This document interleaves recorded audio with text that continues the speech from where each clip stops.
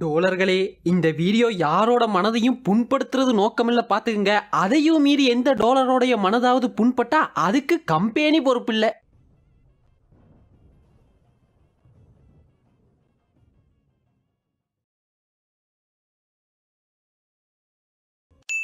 வருஷ கடைசியானா போதுமே இந்த மாதிரி ஒரு வீடியோ தூக்கின்னு வந்துருவாங்க அப்படின்னு நீங்க சொல்றது புரியுது. பட் இயர் எண்ட் ஆனாலே இப்படிப்பட்ட ஒரு வீடியோ போட்டா தாங்க சாட்டிஸ்ஃபைங்கா ஃபீல் ஆகுது. அதுவும் பாருங்களேன், லாஸ்ட் இயரோட கம்பேர் பண்ணும் பொழுது இந்த முறை நாங்க வாங்கின அடி குறைவுதான்றேன். விச் மீன்ஸ் லாஸ்ட் இயர் வந்த மொக்க படங்களை விட திஸ் டைம் மொக்க படங்கள் குறைவா தான் வந்திருக்குது. சோ அதை ஃபீல் பண்ற மாதிரி நிறைய நல்ல படங்களும் வந்திருக்குது. இந்த பாரு, ஒண்ணு மட்டும் தான் நம்ம கணக்கு பார்க்கணும். நேத்து எவ்வளவு அடிச்சிருக்காரு, இன்னைக்கு எவ்வளவு அடிச்சிருக்காரு. நேத்து 10 அடி அடிச்சிருக்காரா, இன்னைக்கு 8 அடி தான் அடிச்சிருக்காரு. அப்படின்னா 2 அடி நமக்கு லாபம், அவருக்கு அம்புட்டு நட்டம். சோ வணக்கம் டோலர்களே, 2023ல பார்த்திருக்க வேண்டிய படங்கள் வர்சஸ் பார்க்கவே கூடாத படங்கள் என்னென்னன்றத பார்க்க ஆரம்பிக்கலாங்களா? எருமையா இந்த வருஷமே எப்படின்னா வாரிசு, துணிவு, தளபதி கிளாஷ்னு தாங்க ஆரம்பமாச்சு. பட் இப்போ இதுல வாரிசு பெருசா, துணிவு பெருசான்னு அடிச்சு காட்ட போறதுல அதை விட்டுருவோம். பிகாஸ் ரெண்டு படமுமே நல்ல வசூல், ரிவ்யூஸ், மிக்ஸ்ட் ரிவ்யூஸ்னு அதை ஒரு ஓரமா வச்சிருவோமே. அப்படியே அதை தாண்டி வந்தோம்னா வருஷத்தோட முதல் நல்ல படங்க டாடா ரிலீஸ் ஆச்சு. டேய், உலகத்துல பாதி பிரச்சனை காரணமே இந்த அப்பனுங்க பண்ற தப்பு தான்டா. இந்த சிங்கிள் பேரண்ட் கான்செப்ட்ல தமிழ்ல நிறைய படங்கள் வந்திருக்குதுங்க. ஆனா ஒரு அப்பாவோட சிங்கிள் பேரண்டிங் எப்படி இருக்கும், அதுக்குள்ள இருக்க லவ்னு ஒரு சின்ன கான்செப்ட வச்சு சரியான காஸ்டிங்கோட ஒரு ரிஃப்ரெஷிங்கான ஃபீலோட இருக்கும் போதே அடுத்தடுத்து அயோத்தி அண்ட் நாங்க ரொம்ப நாள் காத்திருந்த விடுதலை பார்ட் 1 2 தரமான படங்கள் ரிலீஸ் ஆச்சு. 4 பேரை வச்சு அடிச்சு என்ன அம்மனமாக்குனதுக்கு அப்புறம் தான் நீயும் நானும் சமம்னு உனக்கு தோணுதுல. அயோத்தியெல்லாம் நான் எதிர்பார்க்கவே இல்லைங்க. அதுவும் சசிகுமார் சார்ட்ட இருந்து நான் இதை எதிர்பார்க்கவே இல்ல. What is sudden surprise? Yes, this is sudden surprise to me also. And அப்படியே இந்த பக்கம் பார்த்தோம்னா விடுதலை, விஜேஎஸ் அண்ட் சூரி போட்டி போட்டு பெர்ஃபார்மன்ஸ் பண்ணியிருந்தாங்க. என்னடா இது வருஷ தொடக்கத்துல இருந்து எல்லாமே சுமூகமாவே போகுதே அப்படின்னு இருக்கும்போது தாங்க கப்சான்னு ஒரு படம். ஒரு சாம்ராஜ்யம் உருவாகிறது கத்தியால மட்டும் இல்ல, அந்த கத்திய புடிச்சிட்டு இருக்கிற பலமான கைகளாலும் தான். அதுதான் பேர்லயே இருக்குதே கப்சானு. படம் என்னமோ கன்னட லாங்குவேஜ் படம் தான். ஆனா அந்த ட்ரெய்லர் எல்லாம் பார்க்கும் பொழுது கேஜிஎஃப் ஓட ஒரு வைப் வருதே. அதுவும் கன்னட படம், இதுவும் கன்னட படம். வெள்ளையா இருக்கவே பொய் சொல்ல மாட்டான்ற கணக்கா அந்த படத்துக்கு போனீங்க. ஒரு 3 மணி நேரம் உள்ள போயிட்டோமேனு கொடுத்த காசுக்கு உட்காந்து தானே ஆகணும்ன்றதுக்காக வெறும் ஊம குத்தா குத்துனாங்க. நான் என்னமோ கேஜிஎஃப் வைப்ல இருக்க போதுன்னு தான் போனேன். ஆனா தக்காளி கேஜிஎஃப் திரும்ப எடுத்து வச்சிருந்தாங்க. அதே அம்மா சென்டிமெண்ட், அதே ஹீரோ ஹீரோயின் லவ் ஸ்டோரி, அதே மேக்கிங், அதே மியூசிக்னு எல்லாத்தையும் அடிச்சிருந்தாங்க. சரி, அடிச்சதை நல்லாவாது பண்ணியானா என்கிட்டயும் பட்ஜெட் இருக்கு, என்னாலையும் பண்ண முடியும்ன்ற மாதிரி கேஜிஎஃப் படத்துல இருக்க ஃபைட் சீனை மட்டுமே எடுத்து ரீக்ரியேட் பண்ணி அத கதையே இல்லாம கொடுத்தா எப்படி இருக்கும்னா அதுதாங்க கப்சா. If you want to play me, I will play the game. If you want to kill me, I will end the game. வருஷம் தொடங்கி சரியா 3வது மாசத்துல வாங்கின ஊம குத்துங்க இந்த கப்சா. ஆனா அதுக்கு பிறகு 2 படம் வந்துச்சுங்க. ஒண்ணு, நம்ம கிட்ட எவ்வளவு குறைவான பட்ஜெட் இருந்தாலுமே பரவாயில்ல, கதை ஒர்த்தா இருந்தா போதும், இருக்கத வச்சே குவாலிட்டியான ஒரு அவுட்புட் கொடுக்க முடியும் அப்படின்னு சொன்ன யாத்திசை. அண்ட் கௌதம் கார்த்திக் ரொம்ப நாள் கழிச்சு நடிச்ச ஒரு நல்ல படம் ஆகஸ்ட் 16 1947. இந்த 2 படமுமே அண்டர்ரேட்டட் தான். தக்காளி அடிச்சு சொல்ற உங்கள பலர் இந்த 2 படமும் பார்த்திருக்க மாட்டீங்க. அதுவும் யாத்திசையில எல்லாம் எனக்கு பிடிச்சது என்ன தெரியுமா, மன்னர்கள்னா இப்படித்தான் இருப்பாங்க அப்படின்னு தமிழ் சினிமால இது வரைக்கும் குளோரிஃபை பண்ணி காட்டினது உடைச்சு மன்னர்களும் சாதாரண மக்களை போல தான்ப்பா இருப்பாங்க, இவ்வளவுதான் அப்படின்னு அதுல காட்டியிருப்பாங்க. அவ்வளவு ரியாலிட்டியா இருக்கும். குறிப்பா எல்லாமே நம்புற மாதிரி இருக்கும். அப்படியே கட் பண்ணா தவறி கூட நல்ல படம் பண்ணாத கௌதம் கார்த்திக் கிரிஞ்சி கேரக்டர் மட்டுமே பண்ணக்கூடிய குக்வித் கோமாளி புகழ், இவங்க 2 பேருமே சேர்ந்து ஒரு நல்ல படம் நடிச்சிருந்தாங்க. குத்த தைரியம் இல்லாதவன் கத்தி வச்சிருக்கிற மாதிரி பயந்துட்டே இருக்கிற உங்களுக்கு சுதந்திரம் கிடைச்சா மட்டும் என்னடா ஆகும்? ஓ, தமிழ் சினிமால நல்ல படம்லாம் வருதோ, அப்படியெல்லாம் வரக்கூடாதேடா. இருங்கடா, இந்த வருஷத்துக்கு என் கோட்டாவை ஆரம்பிக்கிறேன் அப்படின்னு அதே மந்த்ல நம்ம லாரன்ஸ் மாஸ்டர் விட்ட வெடிதாங்க. இது வெடியெல்லாம் கிடையாது, தமிழ் சினிமாவோட அணுகுண்டு தான் ருத்ரன். அது எப்படி லாரன்ஸ் மாஸ்டர் உங்களால மட்டும் தமிழ் சினிமால ஒரு 1000 வாட்டி அடிச்சு துவச்சு போதாத குறைக்கு ஹீரோயிசம், மாஸ் மசாலான்னு எல்லாத்தையும் அள்ளி தெளிச்ச கதையா தேடி தேடி தேடி தேடி தேடி தேடி நடிப்பீங்களோ? அப்பா அம்மாவை சொந்த ஊர்ல விட்டுட்டு பிள்ளைங்கெல்லாம் ஃபாரின்ல இருக்க குடும்பமா தேடி பார்த்து அவங்களையெல்லாம் போட்டு தள்ளிட்டு சொத்தையெல்லாம் சுருட்டக்கூடிய வில்லன் சரத்குமார் தன்னோட குடும்பத்தை கொன்னதுக்காக பழி வாங்குற ஹீரோ. எப்படி பார்த்தாலும் அதே பழைய hero villain clash, 4 Avengers fight, 2 duet, ஒரு குத்தாட்டம். லாரன்ஸ் மாஸ்டர் இந்த ஃபார்முலாவையும் பிரிக்க முடியாது போலயே. இந்த ருத்ரன்லாம் பார்த்துட்டு ஒரு மனிதனால் எப்படி இப்படிப்பட்ட படம்லாம் எடுக்க முடியும்னு தியேட்டருக்கு போறதையே வெறுத்து ஒரு மாசமா வீட்லயே இருந்தேங்க. அப்பதாங்க புண்பட்ட நெஞ்சத்தை படம் பார்த்து ஆத்துன்ற மாதிரி ஒரு படம் குட் நைட். இந்த படத்தோட ட்ரெய்லர் பார்த்து போய் முடிவு பண்ணிட்டேன், தமிழ் சினிமாக்கு ஒரு புது concept, Manikandan lead role, so கண்டிப்பா மினிமம் கேரண்டின்னு நம்பி தியேட்டருக்கு போனேன். அந்த எக்ஸ்பெக்டேஷனை 200% ஃபுல்ஃபில் பண்ண படம்னா அது குட் நைட் தாங்க. Good night. அகைன் ஒரு சின்ன கான்செப்ட், தூக்கத்துல கொரட்டை விடுற ஹீரோ, அதனால அவர் ஃபேஸ் பண்ணக்கூடிய ப்ராப்ளம்ஸ், அதுக்குள்ள இருக்கக்கூடிய கேரக்டர்ஸ் உடைய ஃபீலிங்ஸ் எப்படியெல்லாம் ப்ளே பண்ணுதுன்றத அருமையா சொல்லியிருப்பாரு இந்த படத்துடைய டைரக்டர் விநாயக் சந்திரசேகரன். சோ இந்த குட் நைட்டுக்கு பின்னாடி அடுத்தடுத்து போர் தொழில், தண்டட்டி, மாமன்னன் ஒரு சில நல்ல படங்கள்லாம் வர ஆரம்பிச்சது. அதுவும் இந்த தண்டட்டி எல்லாம் ஓடிடில ரிலீஸ் ஆன அப்புறமா தான் நானே பார்த்தேன். கோவம் வந்தா ஆளையே வெட்டுவோம் அப்படின்ற ஒரு ஊர், போலீஸே போக பயப்படுற அந்த ஊருக்கு நம்ம போலீஸ் பசுபதி போறாப்ல. ஏன் போறாருன்னா அந்த ஊர்ல ஒரு அப்பத்தா காணாம போயிரும், அதை கண்டுபிடிக்கும் பொழுது அவங்க இறந்துருவாங்க. சோ அவங்களுடைய பணத்தை ஒப்படைக்கணும்ன்றதுக்காக போவாப்ல. அப்போன்னு பார்த்து அந்த அப்பத்தா போட்டிருந்த தண்டட்டி காணாம போயிரும். சோ அதை எப்படி அந்த போலீஸ் கண்டுபிடிக்கிறாரு, அதை சுத்தி நடக்கக்கூடிய பிளே என்ன, ஒரு குடும்பத்துல நடக்கக்கூடிய சாதாரணமான விஷயங்களை வச்சு அருமையா ஸ்கிரீன் பிளே பண்ணிருப்பாங்க.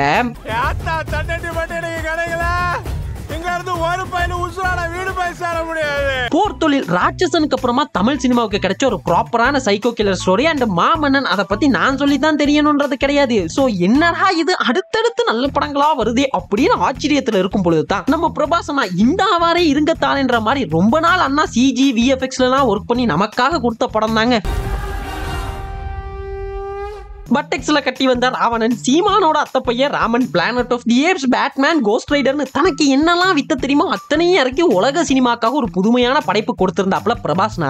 நான் முன்னாடியே சொன்னேன்ல, தவறுதலா கூட நல்ல படம் நடிக்காத ஒரு சிலர்லாம் இருக்காங்க. அந்த ஒரு சிலர்லாம் நம்மளும் வருவாப்ல. ஆனா அது மொக்க படம்லாம் கிடையாதுப்பா. பிகாஸ் ஒரு படம் நல்லா இருக்கும்ன்ற எக்ஸ்பெக்டேஷனோடயோ இல்ல எந்தவித எக்ஸ்பெக்டேஷன் இல்லாமலோ போய் ஜூடி வாங்கினா தான் அது மொக்க படம்னே சொல்ல முடியும். ஆனா ஒரு படம் மொக்கையா தான் இருக்க போகுதுன்னு தெரிஞ்சு அது எப்படியெல்லாம் மொக்கையா இருக்க போகுதுன்னு பாக்குறதுக்காக தியேட்டருக்கு போனா அது எப்படிங்க மொக்க படம் ஆகும்? I enjoy. நான் கண்டென்ட்டுக்காக தான் தியேட்டருக்கு போனேன். ஹனுமான் ஹவுஸ்ஃபுல் ஷோலையும் படம் பார்த்தேன். இதை பற்றி மேலும் தெரிந்து கொள்ள ஆதிபுரு ஸ்பெஷல் வீடியோன்னு நம்ம சேனல்லே இருக்குதுப்பா, அதை போய் பாருங்க.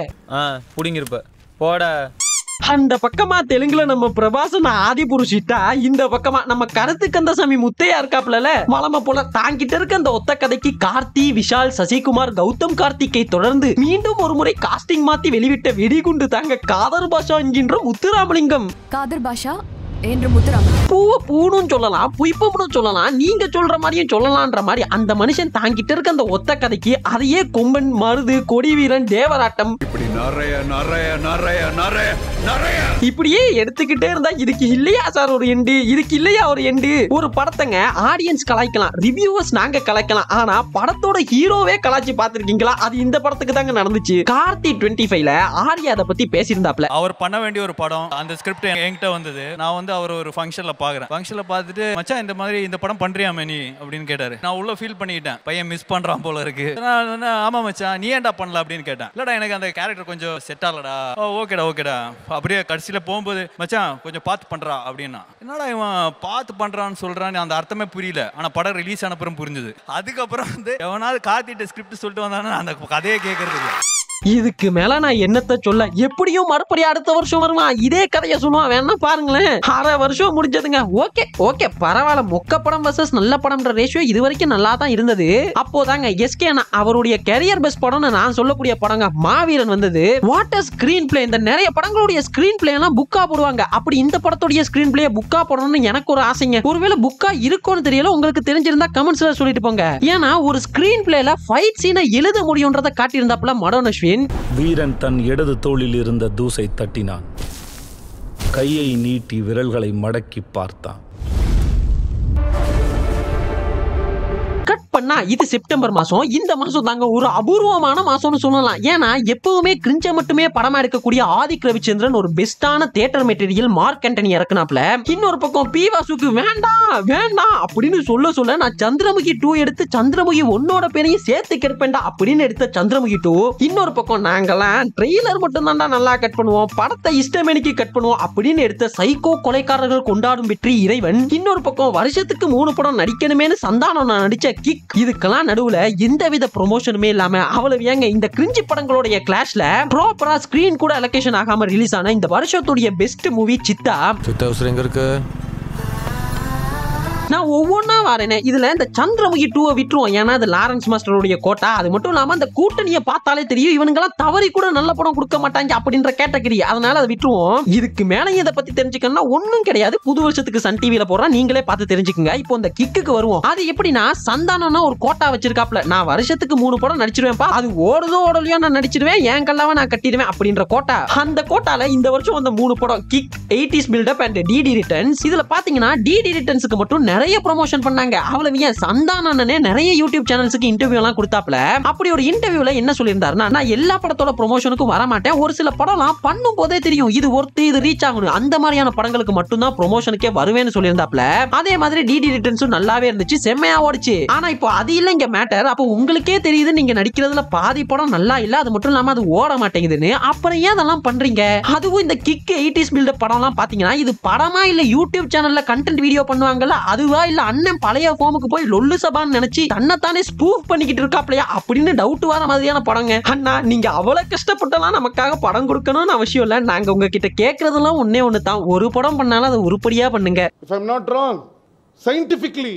நெக்ஸ்ட் இறைவனுடைய ட்ரெய்லர் கட்லாம் பார்த்துட்டு நான் தெரிச்சிட்டேன். ராட்சசன் போர் தொழில் அளவுக்கு ஒரு படம் வரப்போகுதுன்னு எக்ஸ்பெக்டேஷனுக்கே போயிட்டேன். ஆனா படம் பார்க்க போகும்பொழுது இறைவனுக்கு டிக்கெட் கிடைக்காம ஆரம்பத்துல சந்திரமுகி 2க்கு போய் ஊம குத்து வாங்கினேன், அது வேற கதை. சோ இந்த சந்திரமுகி 2க்கு பின்னாடி தான் இறைவன் படத்துக்கு போனேன். பொதுவா ஒரு மொக்க படம் பார்த்துட்டு மறுபடி இன்னொரு மொக்க படத்தை பார்க்கும் பொழுது அது என்னத்தான் மொக்க படமா இருந்தாலும் அது கொஞ்சமாவது நமக்கு சுமாரா வச்சு தோணும். ஆனா இறைவன் எப்படி இருந்துச்சுன்னா இதுக்கு சந்திரமுகி 2 தேவலாம் போலயா அப்படின்னு யோசிக்க வச்சுட்டீங்கடா. அது என் எக்ஸ்பெக்டேஷனை ஃபுல்ஃபில் பண்ணலன்றது கூட கவலை கிடையாதுங்க. படத்துல கதை தான் இல்ல, படமாவது ஒரு ஃப்ளோல இருக்குமேன்னு பார்த்தா படத்தை ஏதோ எடிட் பண்ண தெரியாதவன் எடிட் பண்ண மாதிரி ஒரே ஜம்ப் கட்ஸாவே இருக்கும். திடீர்னு ஒரு சீன் போயின்னு இருக்கும், அந்த சீனுக்கு ஒரு எண்டே இல்லாம அடுத்த சீனுக்கு போயிடும். இப்படி படம் பூரா ஓட்டி காட்டியிருப்பாங்க. ஆனா உங்க ட்ரெய்லருக்கு மட்டும் ஒரு குறைச்சலும் இல்லடா. ஆனா இந்த கலவரத்துக்கு மத்தியில வந்த ரெண்டு நல்ல படம் தாங்க Mark Antony and Chithha. Mark ஆண்டனியெல்லாம் யோ ஹாதிக்கு நீ வளமையா கிரிஞ்சு தானே பண்ணுவ, இன்னைக்கு என்ன நல்ல படம் கொடுத்துட்டா அப்படின்னு நானே ஷாக் ஆயிட்டேன். அதுவும் ஒரு ப்ராப்பரான தியேட்டர் மெட்டீரியல் கொடுத்துருக்க எப்படியா அப்படின்னு ஷாக் ஆன மூமெண்ட்டுங்க அது. ஆனா ஒரு சில சமயத்துலலாம் இந்த படம் கொஞ்சம் ஓவர் ரேட்டடோ அப்படின்னு கூட தோணும். அப்புறமா பார்த்தா அந்த சித்தா எப்படின்னா, நான் இறைவன் சந்திரமுகி 2 இந்த ரெண்டையுமே பார்த்துட்டு டிப்ரெஷனின் உச்சக்கட்டத்துல இருந்தப்போ என் ஃப்ரெண்டு வந்து வா மச்சான் சித்தா நல்லா இருக்கான் போய் பார்க்கலாம்னு சொன்னா, அப்படி பார்த்த படம் தாங்க அது. அந்த படம் பார்த்துட்டு ஒரு 3 நாளா அந்த படம் என் மண்டையில ஓடினே இருந்துச்சு. ஒரு கிரைம் ஸ்டோரிக்குள்ள கண்டிப்பா பேச வேண்டிய ஒரு மெசேஜ் எப்படிடா அப்படின்னு தோணுச்சு. நீங்களா இப்பதான்டா சித்தா பாட்டுக்கு வைப் பண்றீங்க, நான்லாம் அப்பவே பார்த்துட்டு அந்த பாட்டுக்கு வைப் பண்ண ஆரம்பிச்சிட்டேன். நான் உன்னை கேட்டேனா?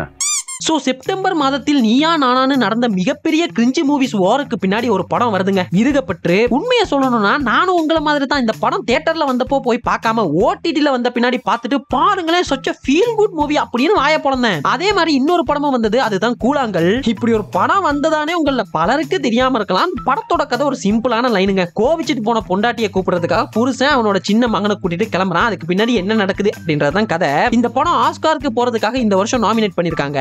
அட்லீஸ்ட் நீங்க இந்த படத்தை தியேட்டர்ல பார்க்கலனா கூட பரவாயில்ல, ஓடிடில இருக்குது, ஒரு வாட்டி ட்ரை பண்ணி பாருங்க, உங்களுக்கே புதுசா இருக்கும். உனக்கு என்ன பிடிக்குமோ ஆத்லா பிடிக்குமாடா?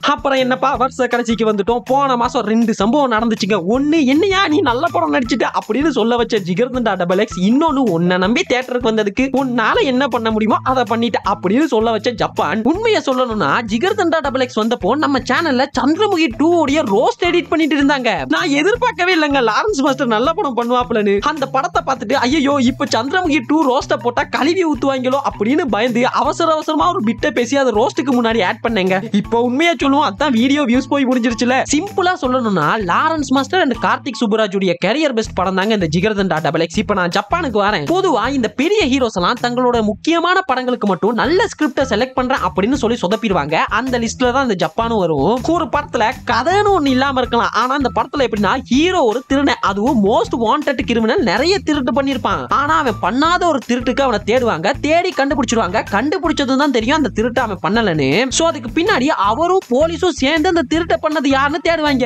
இல்ல புரியல என்னடா லாஜிக், யோ அவனே ஒரு திருடன் தான், அது என்னடா 2 பேரும் சேர்ந்து தேடுறீங்க. இதுல கார்த்தி 25 தான் ஒரு கேரி. செய் தீபாவளிக்கு டிப்ரெஷன் ஆக வச்சிட்டீங்களா. சிங்கத்துக்கு சீக்கு வந்தா பெருச்சாலி எல்லாம் பிரிஸ்கிரிப்ஷன் எழுதுமா. அண்ட் ஃபைனலி இப்போ நாங்க இருக்குது வருஷ கடைசி. இந்த மாசமும் 2 படம் வந்ததுங்க. ஒன்னு எந்த ஒரு எதிர்பார்ப்புமே இல்லாம வந்த பார்க்கிங், அண்ட் ஏகப்பட்ட எதிர்பார்ப்போட வந்த சலார். நான் இந்த சலாருக்கு பின்னாடி வரேன். இப்போ பார்க்கிங் இருக்குதுல்ல, இப்படியும் ஒரு படம் எடுத்துட முடியுமா அப்படின்னு யோசிக்க வச்ச மூவிங்க. ஒரு வீடு, 2 கேரக்டர், ஒரு கார், இந்த 4 விஷயங்களை தான் இந்த படம் முழுக்கவே திரும்ப பாக்குற மாதிரி இருக்கும். ஆனா ஒரு இடத்துலயுமே இந்த படம் போர் அடிக்காது, அவ்வளவு நல்லா இருக்கும் ஸ்கிரீன் பிளே. பொதுவாவே இது மாதிரியான படங்கள்லாம் மலையாளத்துல தான் அதிகமா பாக்குற மாதிரி இருக்கும். இப்போ தமிழ்லயுமே எடுக்கிறாங்க அப்படின்றது ஒரு நல்ல விஷயம் தான். இந்த வீட்டுல நீ இருக்கணும், இந்த அண்ட் ஃபைனலி சலார் KGF புகழ் பிரசாந்த் நீல் பிரம்மாண்ட மேக்கிங் KGF உடைய சீக்வல் ப்ரீக்வல்னு என்னென்னமோ வதந்தி கிளப்பி கடைசில இல்லப்பா இது ஒரு ஸ்டாண்ட் அலோன் ஃபிலிம் தான் அப்படின்னு விட்டாங்க. நம்ம நீல் மாமாவாச்சின்னு நம்பி போனேங்க. படத்துல பிரபாஸ் ஜெகபதி பாபு எல்லாம் இருந்தப்பவே யோசிச்சிருக்கணும். மேக்கிங் அண்ட் ஃபைட் சீன்ஸை தவிர்த்து இந்த படத்துல ஒரு மண்ணும் கிடையாதுங்க. இப்ப கேட்கலாம் யோ KGF இப்படித்தானே இருந்துச்சு அப்ப மட்டும் தலைவரே அப்படின்னு முட்டு கொடுத்தீங்க இப்ப என்னவானு வாரேன் அந்த மேட்டருக்கு இப்போ வாரேன். KGFல பாத்தீங்கன்னா ஒவ்வொரு சீனுக்குமே ஒரு ரீசன் இருக்கும் ஒரு கதை இருக்கும். எக்ஸாம்பிளுக்கு சொல்லணும்னா KGF 2ல ஹீரோவோ ஒரு சீன்ல வில்லனுங்க எல்லாம் தோக்கடிக்கிற நிலைமை வந்துரும். அப்போ ஹீரோ ஊரை விட்டு போயிடுவாப்ல. எங்கடா போயிருக்காருன்னு பார்த்தா போய் கன் வாங்கிட்டு வருவாப்ல. இப்போ இந்த சீனை பாத்தீங்க அப்படின்னா ஒரு ஸ்டார்ட் இருக்கும் ஒரு மிட் இருக்கும் ஒரு எண்ட் இருக்கும் ஒரு கான்ஃபிளிக்ட் இருக்கும். இதனால தான் இந்த சீன் எங்களுக்கு கனெக்டே ஆகுது. ஆனா சலார் எப்படி இருக்கும்னா ஹீரோ பேசவே மாட்டாப்ல. அவரை தவிர்த்து படத்துல இருக்க எல்லா கேரக்டரும் ஹீரோக்கு பில்டப் கொடுத்துனே இருப்பாங்க. அவர் யாரு எவரு எப்படி இவ்வளவு வெப்பன்ஸ் வச்சிருக்காரு எப்படி இவ்வளவு பலம் வாய்ந்தவரா இருக்காருன்னு இது எதுக்குமே எந்த ஒரு காரணமுமே இருக்காது. வெறும் ஃபைட் மட்டும் தான் இருக்கும். குறிப்பா KGFல ஒர்க் அவுட் ஆன அம்மா சென்டிமெண்ட் இதுல ஒர்க் அவுட்டே ஆகிருக்காது. சரி கதையாவது எதனாவது புதுசா வச்சிருக்காரான்னு பார்த்தா தலைவன் கன்னடத்துல அவரே எடுத்த உகரம் படத்தோட சீனு முதற்கொண்டு காப்பி அடிச்சு எடுத்து வச்சிருப்பாப்ல. கேட்டா சலார் உகரம் படத்தோட ரீடெல்னு சொல்லுவீங்க. இத சொன்னா நம்மள பைத்தியக்காரன்னு சொல்றாயா. சோ இதுதாங்க இந்த வருஷத்துடைய பார்க்க வேண்டிய படங்கள் வெர்சஸ் பார்க்கவே கூடாத படங்கள். இதுல நீங்க எதனாவது மிஸ் பண்ணிருந்தீங்கன்னா போய் பாருங்க. இல்ல இந்த படம் எதனாவது பார்க்காத உங்க ஃப்ரெண்டுக்கு இந்த வீடியோவை ஷேர் பண்ணி விடுங்க. அப்புறம் என்னப்பா இந்த வருஷம் போனேன்னா இனி அடுத்த வருஷம் தான் வீடியோ போடுவேன். சரி வா என்ன கண்டுக்க மாட்டேங்கிறேன். ஏய் நல்லா நல்லா கேளுங்கப்பா. அடுத்த வருஷம் தான் வீடியோ போடுவேன். அடுத்த வருஷம் தான்டா வருவாங்க. நீ என்னடா கேட்கணும்டா நீ என்னடா அடுத்த வருஷம் மாடு மாதிரி வளர்ந்துருக்கியே. நான் ஒரு 1ஆம் கிளாஸ்ல இருந்து படிக்கிறேன். 5ஆம் கிளாஸ்ல அந்த காமெடி பண்ணேன் நல்லா இல்லன்னு. 6ஆம் கிளாஸ்ல பண்ணேன். போன் ஒன்னு கண்டுபிடிச்சாங்க SMS ஒன்னு கண்டுபிடிச்சாங்க அதுல அனுப்புனேன். வாட்ஸ்அப் கண்டுபிடிச்சாங்க ஆண்ட்ராய்டு வரைக்கும் வந்துருச்சு. அந்த காமெடியை மாத்த மாட்டேங்கிறீங்களா? காமெடி வேணாம்டா. நியூ இயர் காமெடி பண்ணாங்க முடியலடா. உனக்கு காலைல முடியலடா. சரி சரி சரிப்பா அப்புறம் என்ன எல்லாருக்கும் ஹாப்பி நியூ இயர். இத்தோட கடையை சாத்திக்கலாம். சரி போறதே போறீங்க நியூ இயர் கிஃப்டா கீழே இருக்க நம்ம சோசியல் மீடியா லிங்க் எல்லாம் ஃபாலோ பண்ணிட்டு போறது பண்ணுவீங்கன்னு நம்புறேன். அப்புறம் என்ன இன்னொரு சூப்பரான வீடியோல மீட் பண்ணலாம். அதுவரை நன்றி வணக்கம்.